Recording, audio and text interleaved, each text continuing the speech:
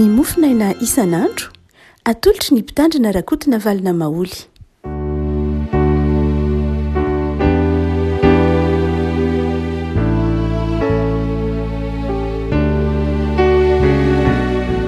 Falimiraba antsika revako malalina tratrity talata 3 ny volana septambra ity ny mofinaina voalahatra ao antsika dia ny epistily nosoratan'i Jakoba.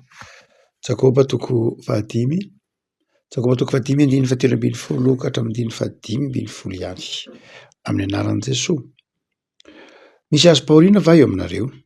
Ankizy hivavaka. Misy faly va? Ankizy hiravidy rano. Misy marary va eo aminareo? Ankizy hampaka ny ilolon'ny fiangonana ary aoka nosotra diloilo azy amin'ny anaran'ny tompo ireo sady hivavaka eo aminy.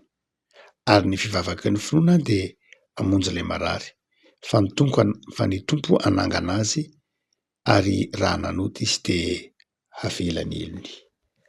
Ray masino manamasinina ny fahamarinana ny teninao no fahamarinana. Amen. Misy lafin-javatra telo izay matetika mahazo ny olombelona, mety matetika mahazo ny fiainan'ny olona ary mety mahazo koa ny mpanompon'Andriamanitra. Asehon'ny Jakoba eto dia ny fahoriana na ny fizaham-toetra na ny zavatsarotra setraina.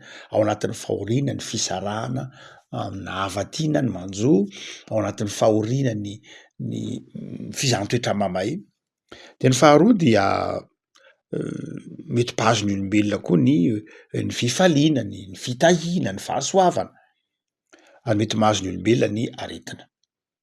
Dia Jakoba eto amin'izay lafin-tsahatra maro samihafa mety mahazo ny olombelona zany dia manome andraikitra ny olona. Izy manao hoe raha misy aminareo azo pahoriana, raha misy aminareo azo pahoriana dia aoka izy hivavaka. Ao amin'ny taratasy nosoratan'i Paoly tany Tesalonika dia asehony fa misy olona tsy mahazaka fahoriana. Ny kristiana atao Tesalonika dia ny tsy kristiana atao Tesalonika, ireo jentilisa zany tany Tesalonika dia betsaka ny namoy fo, betsaka ny diso fanantenana ary indray miafara tamin'ny famonoatena mihitsy ary ao amin'ny olona atao Tesalonika.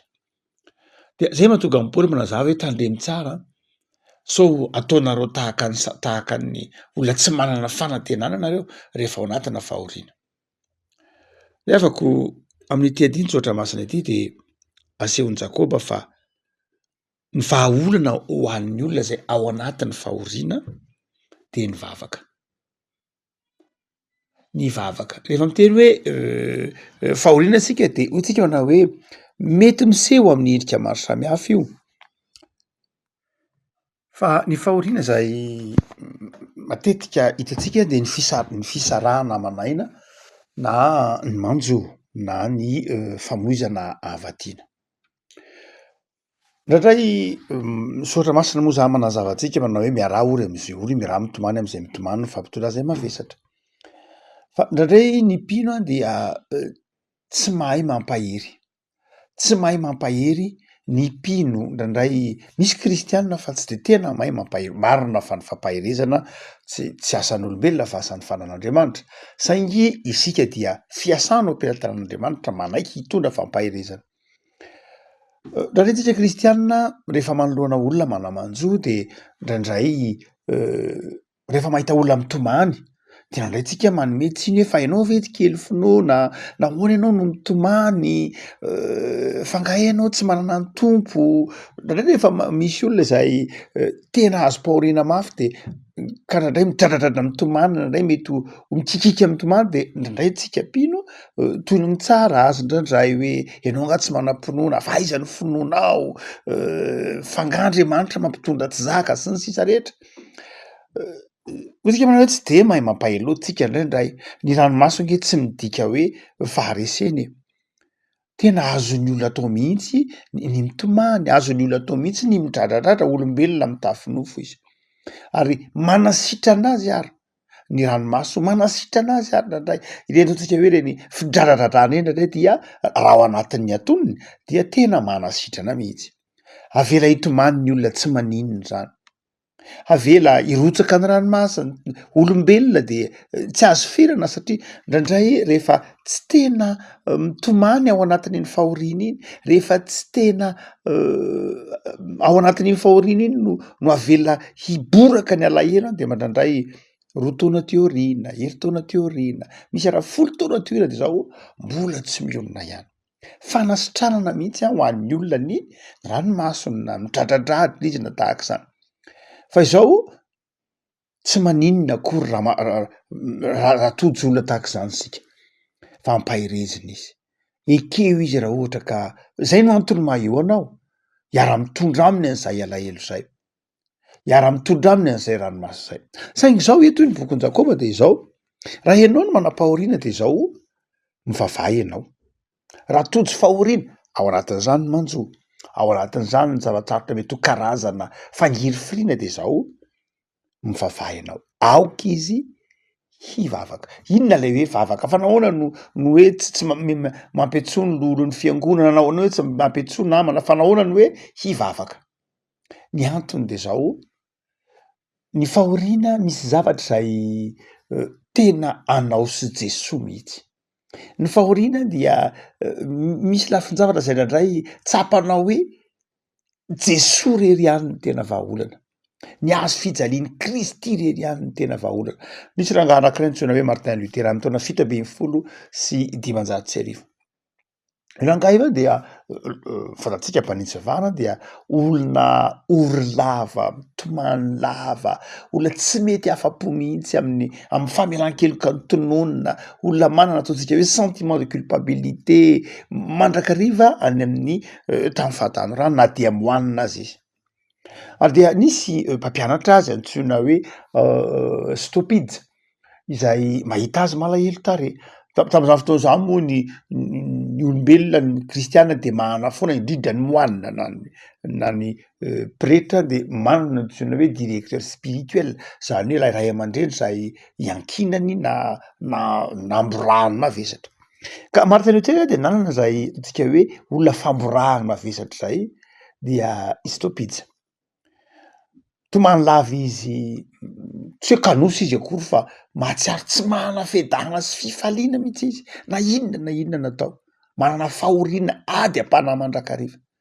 Dia rehefa mitahana am'lay lehibeny izy na lay zokiny ara-panahy izy, de zao mandrakariva ny teneniny ty zokiny ara-panahy: ny hazo fijalian'i Kristy Luterany vahaolana. Ny hazo fijalian'i Kristy ny vahaolana, ento amin'ny hazo fijalian'i Kristy, ento ao amin'ny Kristy ny fahorianao. Jesosy Kristy tompo rery ihany, io ihany ny manasitrana anao, io ihany ny vahaolana. Tsy gaga tsika raha ohatra ka amin'ny ankabeazan'ireo hira, ny ankabeazan'ny hira loteranina dia saika mitodika amin'ny hazo fijalian'i Kristy, mitodika amin'ny fahorian'i Kristy zay nitondra ny fahorintsika. Dia eto tahak'izay no ambaran'i Jakoba, ao amin'ny Jesoa ihany no akatsika no anovozantsika fihononana sy fampiononana. Misy lafin-javatra zay marina fa zava-dehibe ny fiaraha-mony am'izay eo ny olona manodidina, fa misy ao anatin'ny fahoriana de misy fanapahan-kevitra anao manokana hiantoraka amin'Andriamanitra. Raha tody zava-tsarotra anao de zao, ny vahaolana voalohany indrindra de enao sy Jesoa. Ny vavaka, ny vahaolana voalohany no azakatsika ny fahoriana. Tsy ny materiel, tsy ny olombelona manatrika eo, tsy zay ny voalohany mampahery antsika, mahatonga antsika mandresy ny fahoriana, fa mahatonga antsika mandresy ny fahoriana sy ny zava-tsarotra de zao ny vavaka. Nomeny ny tompo antsika ara ny fanalahidiny, ny fanazakana, ny zava-tsarotra sy ny zava-manahirana de ny vavaka. Fitaovana azontsika raisiny zany, mahereza ary ny vavaka.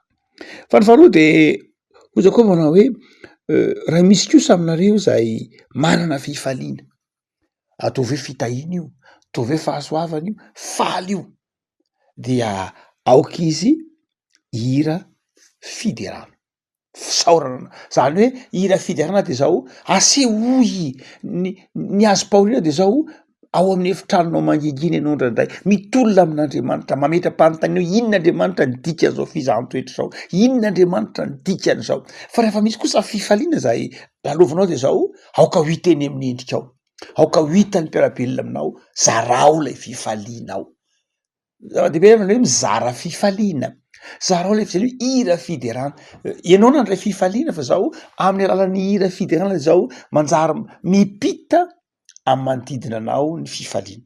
Tsy tokony tadolona fa ny fifaliana de mora mipita, rehefa misy olona mitsiky de mora mitsiky, de mitsiky koa ianao, mirana ianao. Ary zava-dehibe ny hoe kristianina faly de mampita fifaliana ny mpiarabelona aminy. Ravako mahay zary misaotra an'Andriamanitra rehefa nomen'Andriamanitra fifaliana. Betsaka ny olona, betsaka ny mpanompon'Andriamanitra men'Andriamanitra fifaliana, fitahiana, fahasoavana, fa sady tsy mankasitraka an'Andriamanitra, manatino an'Andriamanitra no tsy mizara fifaliana ny mpiarabelona aminy ko. Manjary ny fifaliana zaraina de ny tombo, ny entan-jaray mora zaka, fa ny fahoriana zaraina mora zaka, fa ny fifaliana zaraina mitombo. Rehefa mizara fifaliana ianao de zao mitombo ny fifalianao. Afaka malala engany ompino ianao am'izao herinandro fa manomboka andro faharoa amin'ny herinandro na fahatelo amin'ny herinandro, de engany rehefa ao anatin'ny fifaliana ianao de izary zany ampiarabelona. Fa ny fahatelo sady farany de zao izy manao hoe lahatahatra fahatelo mety mahazo ny olona koa tsy hoe ny fitahiana ihany, satria Andriamanitra manome fitahiana antsika ho fitezana antsika, manome fifaliana antsika mba hitombotsika amin'ny finoana, manome fifaliana antsika mba hifikira antsika amin'Andriamanitra koa aza. Fa ny fahatelo de zao raha misy arany marary, satria mety bazo antsika ny aretina, dia hoy Jakoba manao hoe tsy hoe zaraina, tsy hoe mira fiderana kosa rehefa marary, tsy hoe koa hoe mijanona samy reny midy aman-trano mivavaka rehefa marary, fa izao atsohy ny lolon'ny fiangonana. Rehefa ao anatin'ny aretina de misy fotoana indraindray tena tsy mahatonina vavaka. Ao anatin'ny fahoriana ary ndraindray mahatonina vavaka. Fa rehefa ao anatin'ny aretina de indraindray tsy mahatonina vavaka. Ary fantatry ny soatra masina tsara zany. Io mahatonga ny Davida ny teny hoe amin'ny Salamo fahatelo amby zato hoe misaotra manokana fa nanasitrana tamin'ny aretiko izy, satria efa toy nidina tany amin'ny fiainany tsy hita. Ny olona rehefa ao anatin'ny aretina mafy velona izy saingy zao ndraindray tapaka ny fifandraisany amin'ny tena, ndraindray tsy mahatsiaro teny izy, tsy mahatsiaro vavaka, ndraindray manadiny mihitsy ara ny fisinan'Andriamanitra rehefa ao anatin'ny aretina. Dia ao anatin'ny aretina ny tena ilan'ny olona tohana, ny fahoriana ilana tohana mazava ho azy. Fa ny aretina de tsy indriny Jakoba eto misy manao hoe rehefa ao anatin'ny aretina ianao de zao mandana miantso olona, ary tsy olona rehetra akory no antsoinao fa atsohy ny mpanompon'Andriamanitra, atsohy ny lolona. Raha mitentsika hoe lolo de presbytera, mety ho évêque io, mety paster io, mety ho ray aman-dreny am-panahy io, atsohy reny olona reny, atsohy reny olona reny mba ho eo aminao. Ary izy miteny hoe hampaka, tsy lay marary loatra, satria le marary reny tsy manana zany fahatongavan-tsaina hiantso olona izany, fa ndraindray dia misy fotoana ange tena tsy hoe midelira, very saina ndraindray very tadidy, be de be mety ho lalovana rehefa anatin'ny aretina de zao hanjaran'lay manodidina, hanjaran'lay mpitsabo eo no miantso ny fiangonana, miantso ny ray aman-dreny am-panahy, miantso ny zoky am-panahy hivavaka ho an'lay marary. Ndraindray rehefa ao anatin'lay fahoriana, ao anatin'lay manjo zay vao miantso ny fiangonana ny olona, miantso ny mpanompon'Andriamanitra, efa maty vao antsoiny le mpanompon'Andriamanitra, eny ary antsoiny, tsy rehefa maty vao antsoiny, na rehefa ao anatin'ny fahoriana vao antsoiny, fa mbola ao anatin'ny tsy fahasalamana de atsohy izy, atsohy lay mpanompon'Andriamanitra. De afako inona moa ny antony antsoina n'lay mpanompon'Andriamanitra? Io teneniny io manao hoe hanonina ny famelan-keloka. Raha nanota izy de avelany elony, hifona ho azy zany, anao intercession, satria tsy misy famelan-keloka raha tsy misy fiforana. Saingy ilay mpanompon'Andriamanitra eo de hifona ho an'lay marary, hibebaka ho an'lay marary. Tenin'Andriamanitra io no hoe raha nanota izy dia avelany elony, satria ny fivavaky ny finoana, ny fivavaky ny mpanompon'Andriamanitra de mamonjy lay marary afaka malala ndray misy marary a de tsy tia vangina zaza vangina fa mipoziko ratsy be mihitsy za ohatry zao eny ndraindray mety mpitrangy zany fa mpanompon'Andriamanitra kosa de atsoy amangy ianao ny mpanompon'Andriamanitra atsoy amangy ny marary fa ny fivavaky ny finoana dia amonjy ilay marary ary ny faharoa zay ao anatin'ny fahaolana de tsy hoe atsoina ihany ny mpanompon'Andriamanitra hivavaka mba hanonona famelan-keloka mba azo famelan-keloka ho an'ilay mpanompon'Andriamanitra zay tsy salama de zao izy manao hoe ny lolon'ny fiangonana na mpanompon'Andriamanitra de anositra diloilo tsy de teny lay diloilo oatra ny zava-dehibe fa lay fonction na lay andraikitry lay diloilo fitsaboana tam'izany fotoana zany ny diloilo tam'izany zany a ny diloilo de fitsaboana tahaka ny fanafody rehetra raha miteny zany hoe diloilo eto de zao fanafody ny ao anatin'ny saina ary le fanafody dia hosorana na hoe hoanina amin'ny anaran'i Jesosy zany hoe mampiasa zany fanafody ndray misy olona mampianatra zavatra diso manao hoe kristianina tsy mihinana fanafody kristianina tsy ilaina ny fanafody mifanohitra n'Andriamanitra ny fanafody zay diso tanteraka mihitsy tena diso tsy fampianaran'i Jesosy mihitsy zany hoe mazaza mihinam-panafody fa vita mivavaka ny zavatra rehetra tena diso mihitsy marina de zao mahay ny zavatra rehetra Andriamanitra na misy fanafody na tsisy fanafody afaka manasitrana ny olona rehetra Andriamanitra na misy fanafody na tsisy fanafody fa ny filazana hoe ny fanafody kosa tsy ilaina diso azo n'Andriamanitra atao manasitrana anao na misy fanafody na tsisy fanafody fa tsy ianao no aneran'Andriamanitra manao hoe za Andriamanitra de zao atao sitrana tsy mihinam-panafody a nefa ny fanafody siansy avy amin'Andriamanitra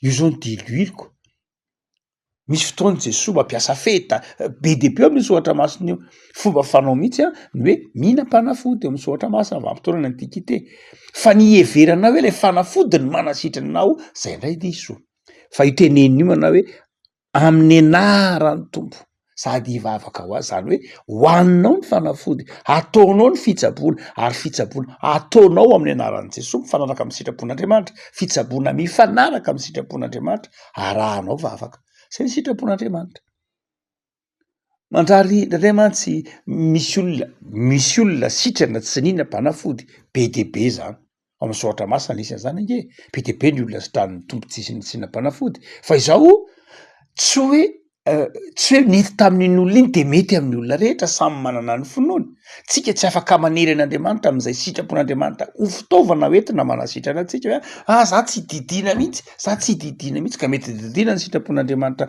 hanasitranana anao fa nga ny fahazavan-tsaina men'Andriamanitra ny dokotera ny fahaiza-mandindika zany avy amin'ny devoly ange tsy mahay an'izany fa avy amin'Andriamanitra zany no zany de tsy afaka manery an'Andriamanitra tsika ny amin'ny hoe ity fompo ty any Andriamanitra marina loatra fa zava-dehibe ny finoantsika fa ekeo koa eo ambany fahasoavan'Andriamanitra manana fanetretena avelao Andriamanitra hiasa marina fa zava-dehibe ny finoanao fa avelao Andriamanitra hiasa malalaka amin'izay fomba hanasitranana anao satria tsy reny akory ny zava-dehibe fitaovana avokoa reny rehetra reny fitsaboana fitaovana fa ny finoana sy ny fahasoavan'Andriamanitra no mitondra fanasitranana fa tsy hoe satria nety tamiko ny tsy hinam-panafody de amoaka lalàna manao hoe manomboka zao de tsy ilaina intsony ny fanafody tsia na koa fa maty amin'izay hoe satria nety tamiko ny hinam-panafody dia tereko daholo hoe tsy maintsy mihinam-panafody avelao ny fahazavan-tsain'ny fanahy masina no hitarika anao raha asain'Andriamanitra mihinam-panafody ianao satria misy dokotera io de hohano ny fanafody aza misalasala mihitsy sady hohano amin'ny anaran'i Jesosy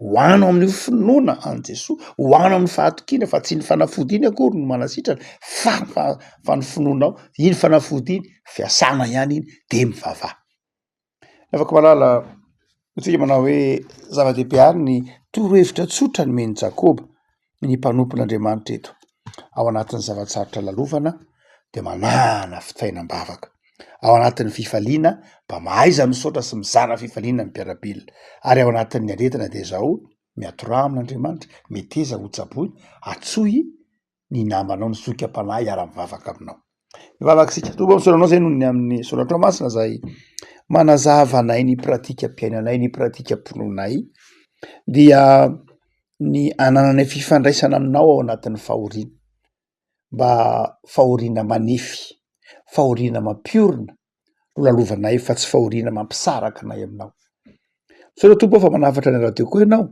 ny hizara fifaliana amin'ny mpiarabelona aminay ao anatin'ny fitahiana ao anatin'ny fahasoavana. Ary ao anatin'ny aretina dia to aminao zahay hitsabo tena amin'ny anaranao Jesoa, to aminao miara-miasa amin'ny fiangonana mammpanomponao Andriamanitra, hanonona vavaka sy fahasoavana ao anay. Taonanay anao anety tena hanaiky fa manapetry zahay. Nitaonanao anao anaiky fa voafetra ny zakanay, ny vitanay, ny efanay. Fa ao aminao Andriamanitra misy ny fahavenoana. Dia meo anay Tompo ny fahasalamana hely tanjaka. Omeo anay ny fahatsiarovan-tena fa ilain'ny namanay zay ary ilainao Andriamanitra. Ka dia miara-mifaly amin'izy ireny mandrakariva. Tahio ny tontolo andronay anio, tahio ny tokantranonay, tahio ny asanay, tahio ny mpanaraka zao mofonay izao, ataovy ambany fitahianao. Hoe fahasalamana sy hery tanjaka izay mandalo zavatsarotra, ataovy mahay miantoraka aminao.